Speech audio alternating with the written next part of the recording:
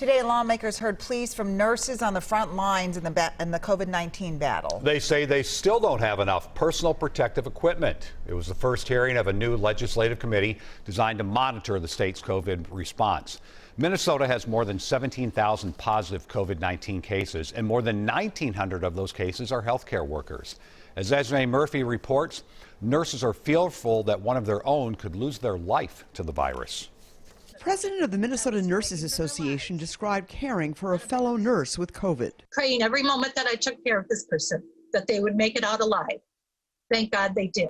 But someday a nurse won't recover. I dread the day that I have to stand in front of the media to report out the first death of a Minnesota nurse because they weren't properly protected at the bedside.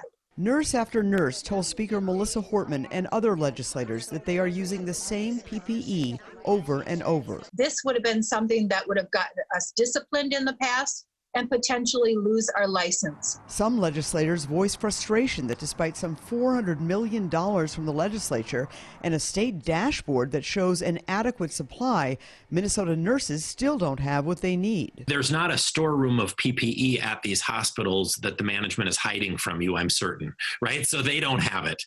If they had it, they would be giving it to you. So where is it?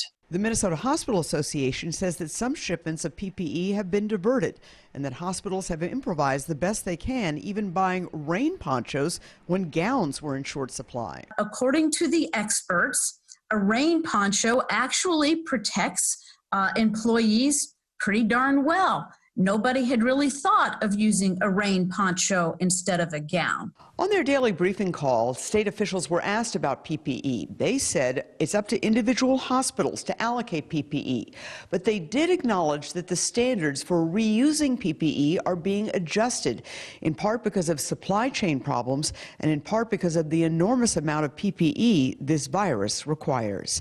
At the state capitol, Esme Murphy, WCCO 4 News.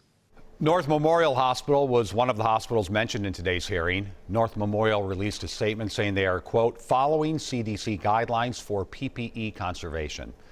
Tomorrow, nurses will hold an informational picket at United Hospital and then march to the state capitol.